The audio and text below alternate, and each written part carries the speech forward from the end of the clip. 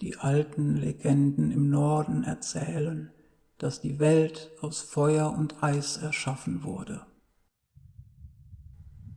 Das Feuer aus den Tiefen der Erde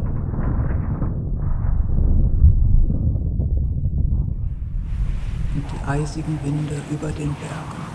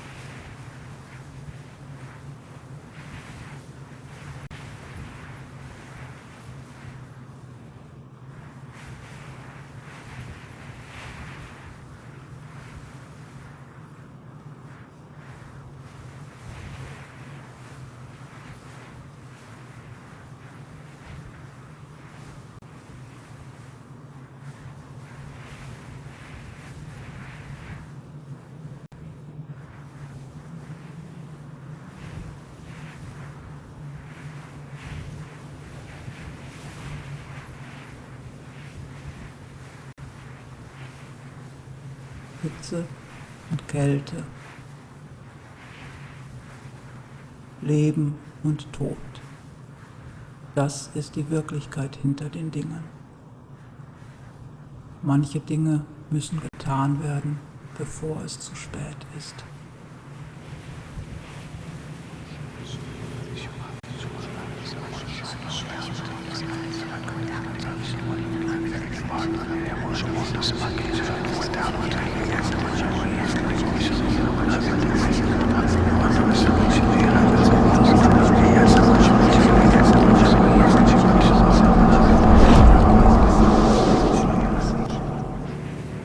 Die Rauhnächte sind die beste Zeit dafür.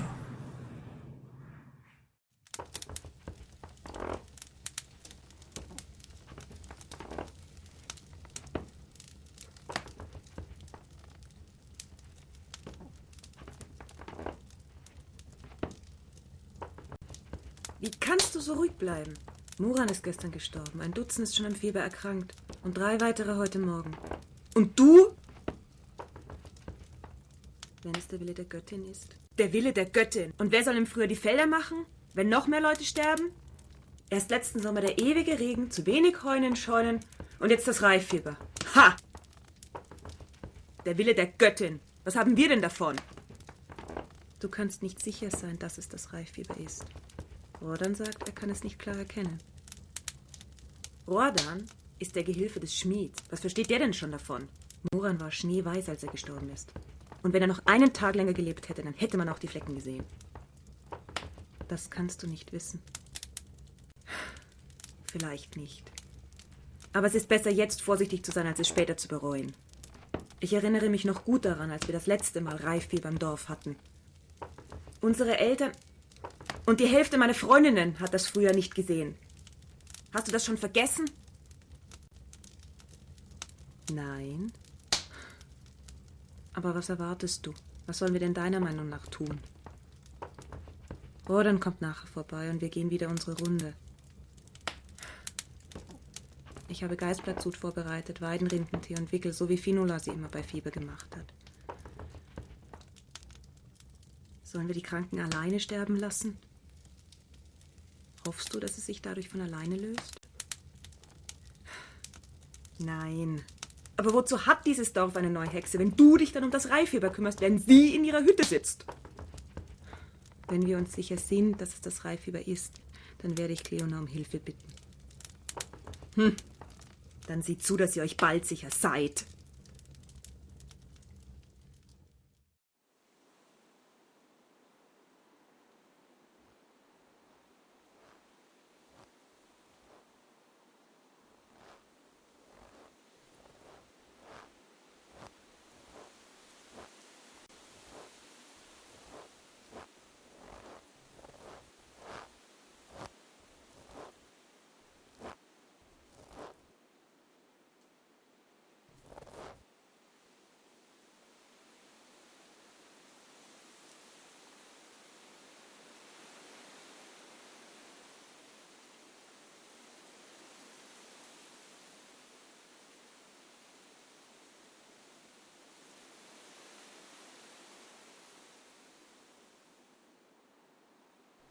Merkwürdig.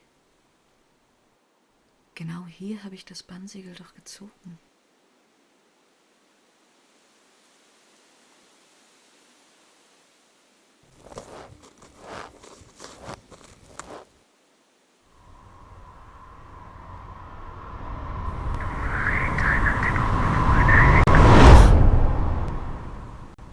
Das ist sie. Ich habe doch gewusst, dass sie zurückkommt. Und ich hätte mir denken sollen, dass sie sich ausgerechnet die Rauhnächte für ihre Rückkehr aussucht.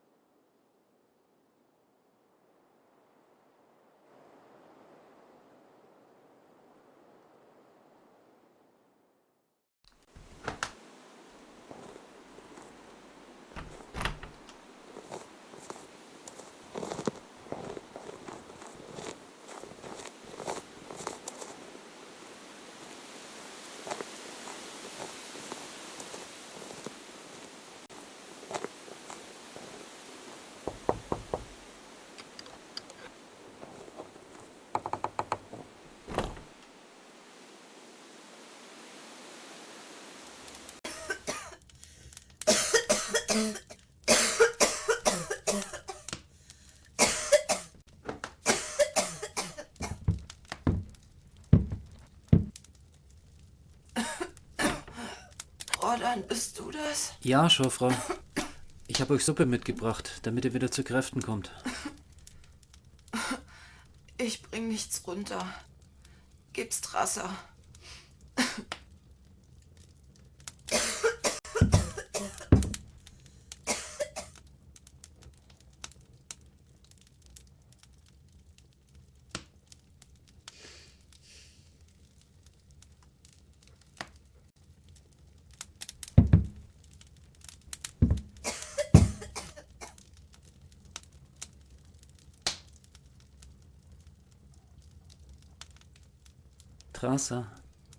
Trasser, komm und iss ein paar Löffel Eintopf.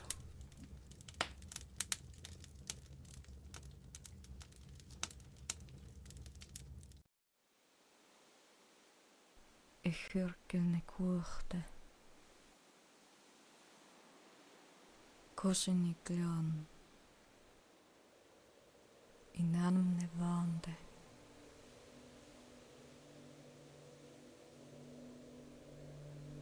Ich hyrkelne kuohte. Kosini kleon. Inanne vande.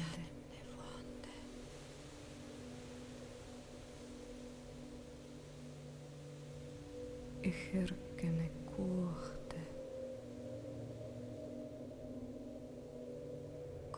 Kosini kleon.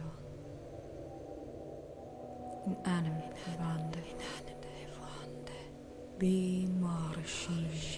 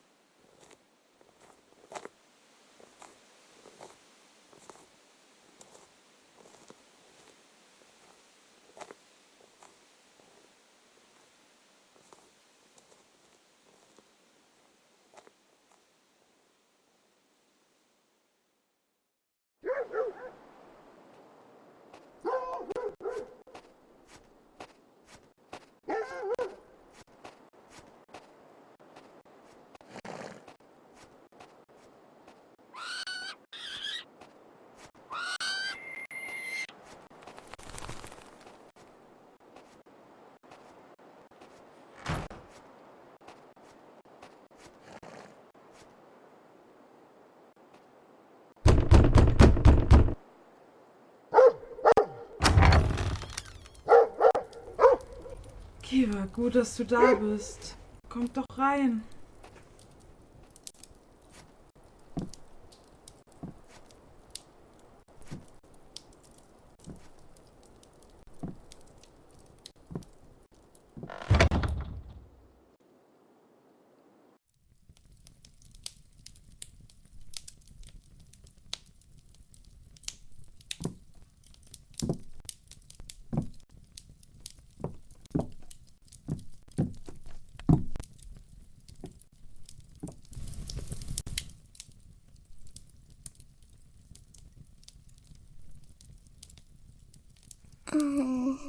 Ist Una auch krank geworden?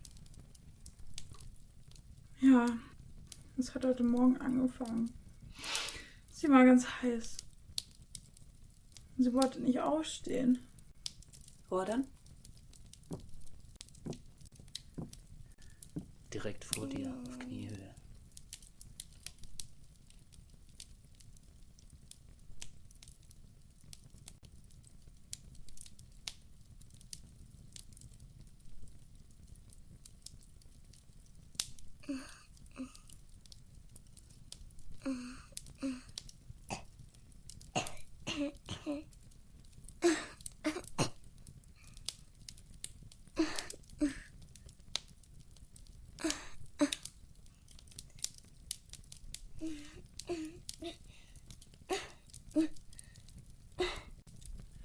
Ihre Lider sind geschlossen und sie wirkt fiebrig.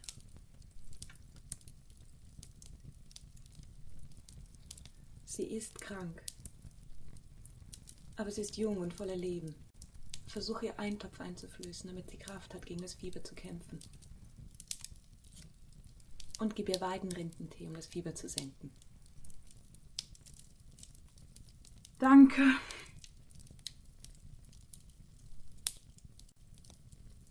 Aidan?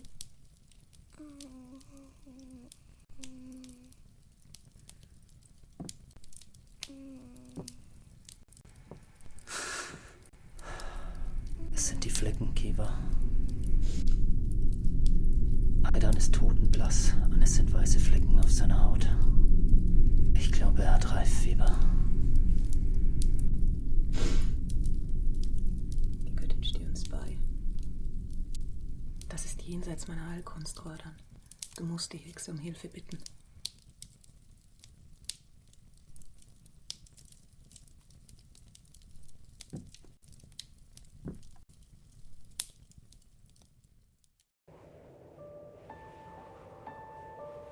Ich behärt bandir Jelkiv.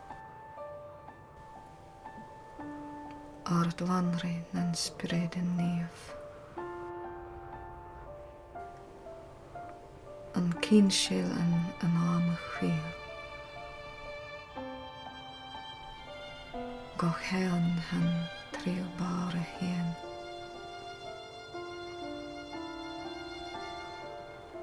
O, han trilbare hen.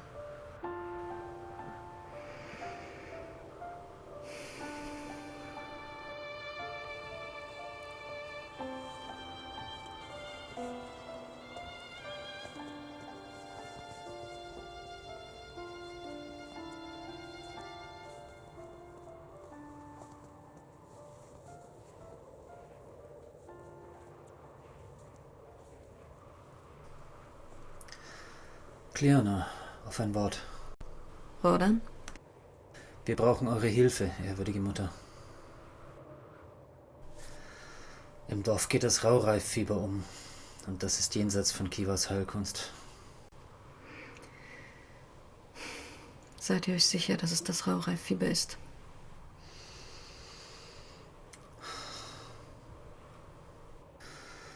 Meine ganze Familie ist vor Jahren an Reiffieber gestorben.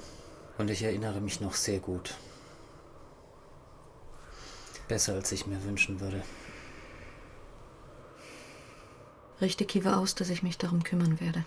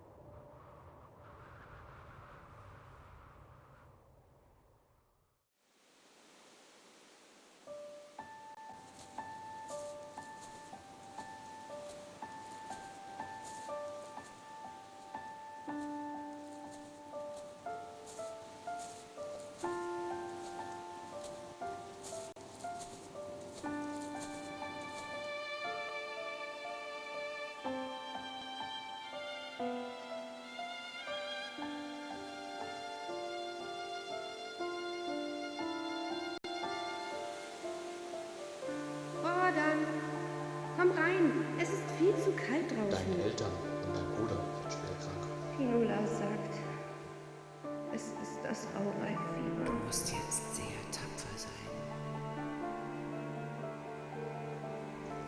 Der Junge, er kann nicht hierbleiben. Er will die Mutter. Bring ihn zu Bram. Ich werde mit ihm reden. Warum sterben einige und manche bleiben am Leben? Das weiß nur die Göttin Rodan.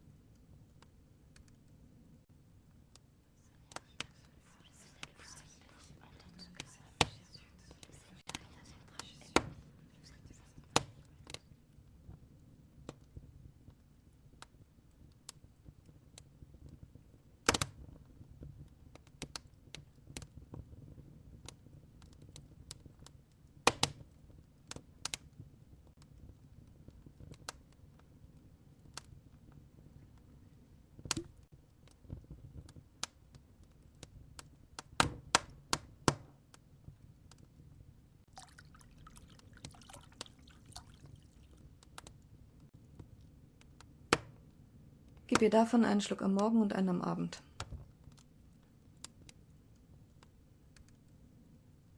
Sie wird viel schwitzen, also versuch ihr Wasser zu geben. Und versuch ihr Brühe einzuflößen, damit sie bei Kräften bleibt. Der Rest liegt nicht in meinen Händen.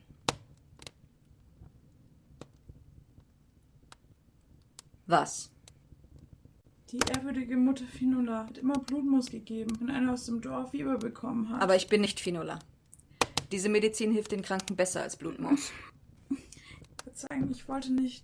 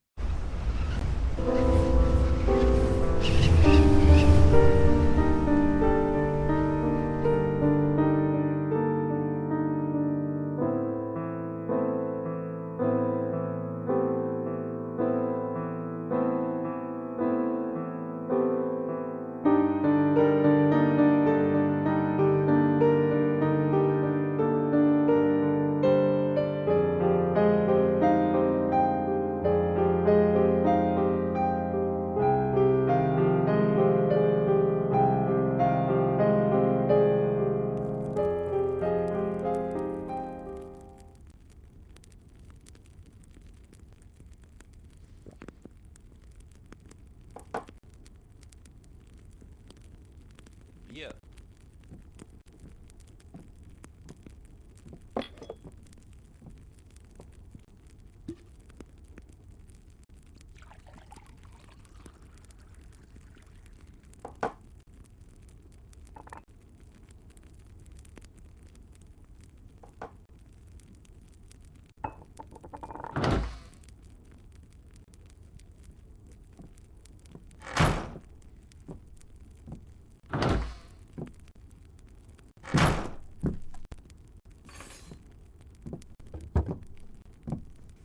Rodan, kann ich einen Moment mit dir reden?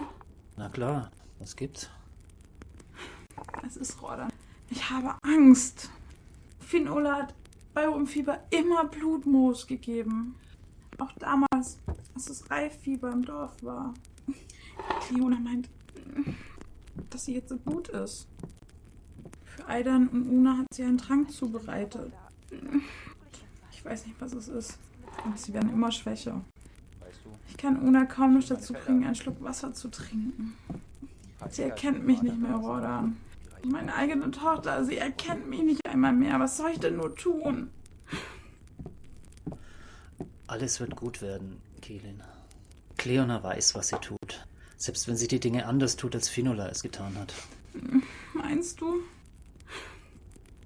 Ja, ich bin mir ganz sicher.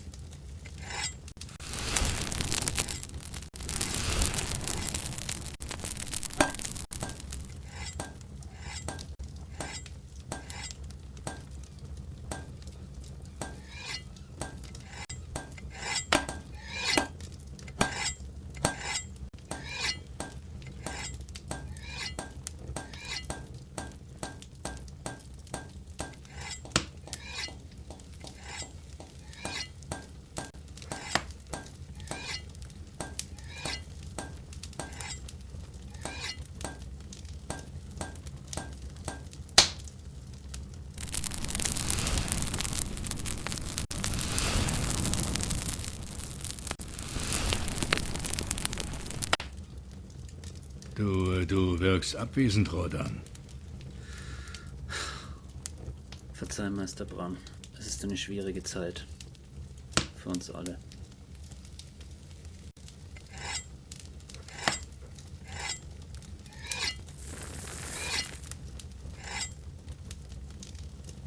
Aber das ist nicht alles, oder? Ich kenne dich jetzt auch schon eine Weile. Nein, das ist nicht alles. Was, wenn ich zur Überzeugung gekommen wäre, dass es falsch ist, was die Hexe tut? Du suchst dir nie die leichten Probleme, oder? Ich weiß auch nicht, warum sich alle von ausgerechnet mir eine Lösung erwarten. Erst hat mir Keelin ihr Leid geklagt, dann Islin. Cleona ist nicht Finola, das weiß ich. Aber ich glaube, es ist nicht richtig, was sie tut. Wer eine kranke Familie zu Hause hat, sollte sich keine Sorgen machen müssen, ob die Hexe wirklich heilt oder nicht. Ich weiß, ich sollte sowas nicht sagen.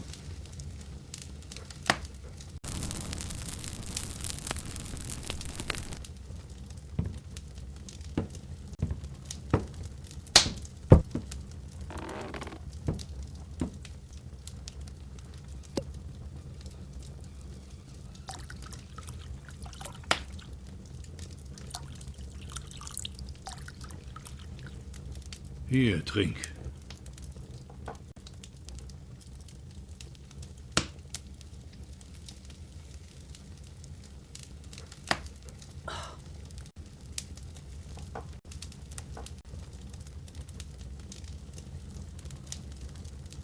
Du kennst Fionnuala nur als die unnahbare Alte.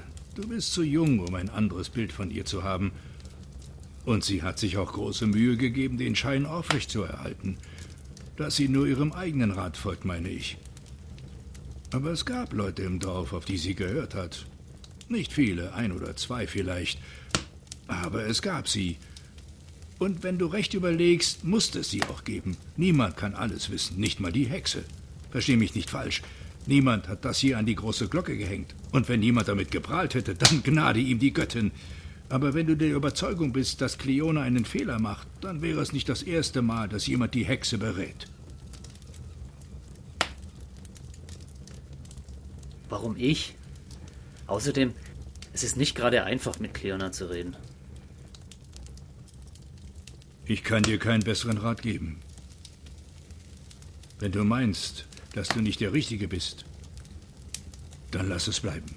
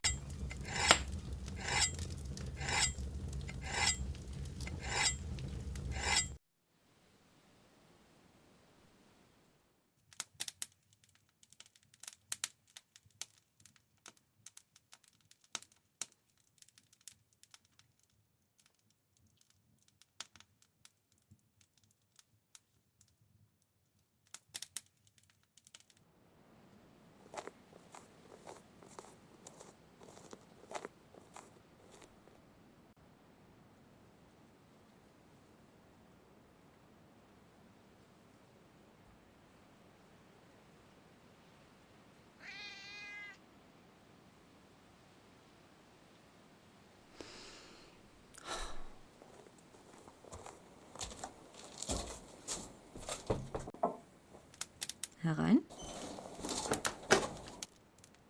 Was machst du denn um die Zeit noch hier? Setz dich doch.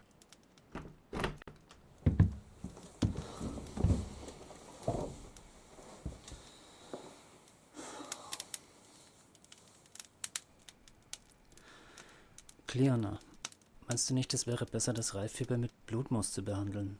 So wie Finola das gemacht hat. Wenn du den ganzen Weg hergekommen bist, um mir das zu sagen, hättest du auch im Warmen bleiben können. Ich weiß schon, was ich tue. Ach ja? Und wie soll das gehen? Menschen zu heilen, die nicht daran glauben, dass ihnen das Heilmittel hilft? Versuch ich dir irgendetwas übers Schmieden beizubringen? Was glaubst du eigentlich, wer du bist, dass du meinst, Ahnung von der Arbeit einer Hexe zu haben. Die Arbeit einer Hexe. Wirklich.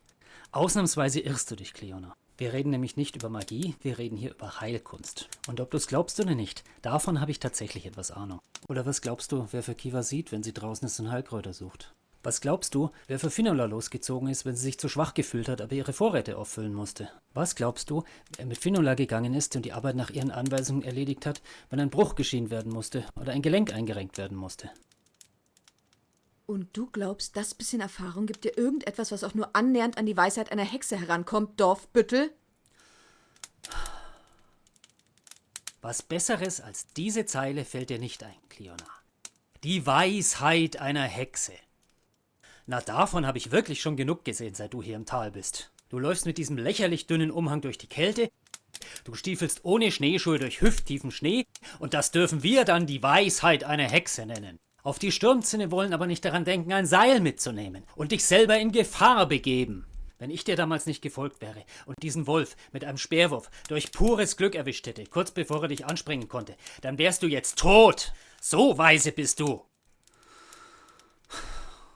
Jedem Heiler sollte klar sein, dass der Kranke daran glauben muss, gesund zu werden, dass er dem Heiler vertrauen muss. Das war eines der ersten Dinge, die Fionnuala mir beigebracht hat. Erstaunlich, dass dir das bei all deiner Weisheit nicht klar ist. Und jetzt steh auf, schluck deine verdammte Weisheit herunter, mach deine Arbeit und heilt diese Leute, so wie sie darauf vertrauen können.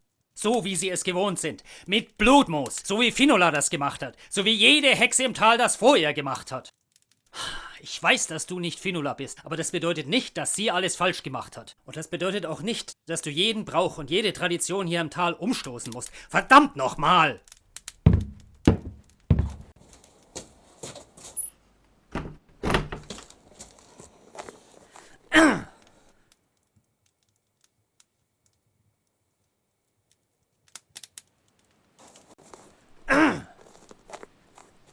Hexen! Verdammt!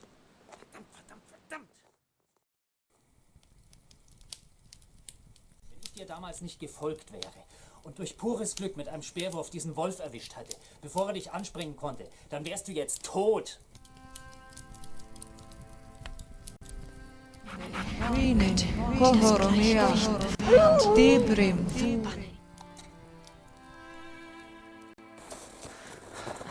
Cleona, bist du verletzt?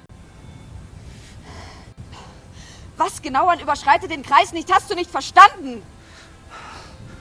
Verzeih, Cleona. Du bist ganz schön jung für so eine große Verantwortung. Das Dorf, das Tal.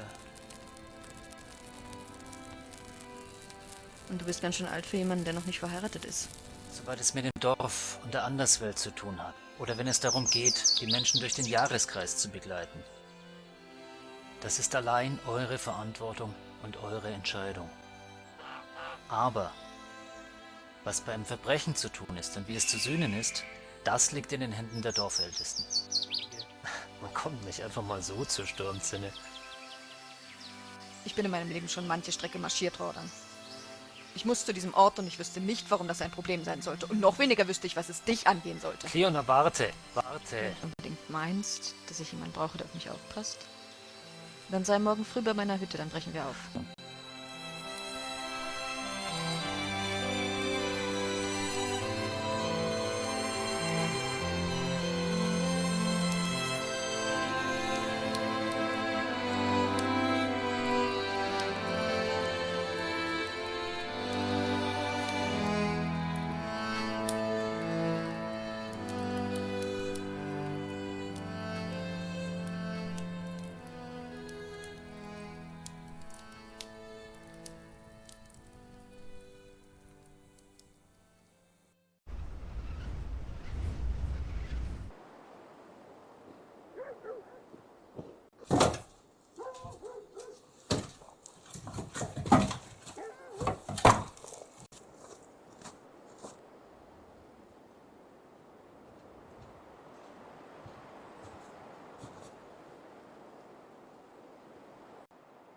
Rodan?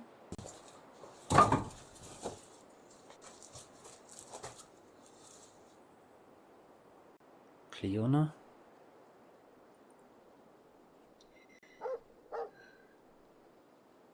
Du hast gesagt, du hast für Finola und Kiva häufig Kräuter gesammelt?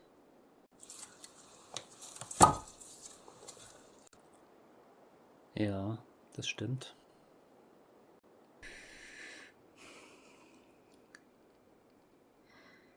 Weißt du, wo noch mehr Blutmoos zu finden ist? Die Vorräte von Finola habe ich aufgebraucht und die Stellen, die ich mir im Sommer gemerkt habe, habe ich abgegrast. Aber ich bräuchte noch mehr. Ich denke, ich kann noch welches finden. Soll ich gleich losgehen und es nachher zu deiner Hütte bringen? Das würde mir sehr helfen.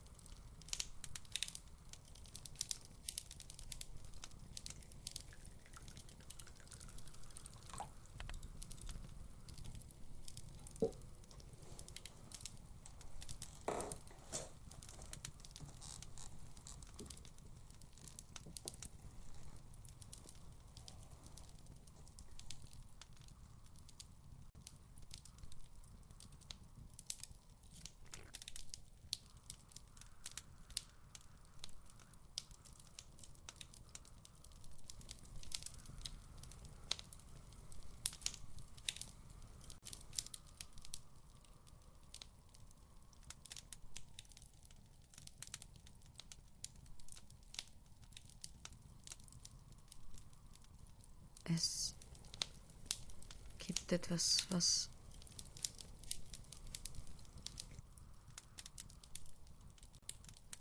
Die Wahrheit ist, ich bin nicht immer ganz fair gewesen zu dir. Du hast einmal mein Leben vor dem Wolf gerettet.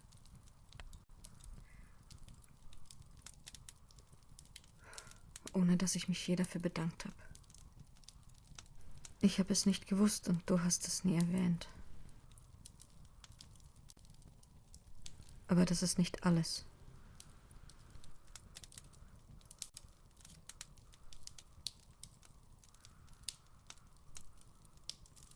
Du hast mein Leben ein zweites Mal gerettet, damals auf der Sturmzinne. Als du mich aus dem Kreis gezogen hast.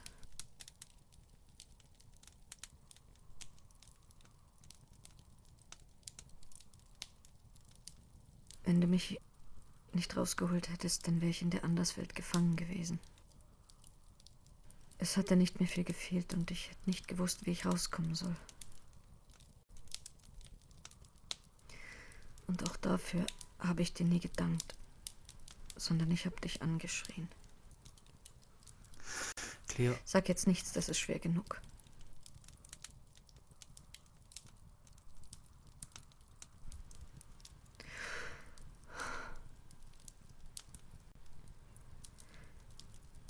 Es ist nicht immer leicht, die Hexe zu sein. Aber das kannst du nicht verstehen, wenn ich nicht irgendwann versuche, es dir zu erklären.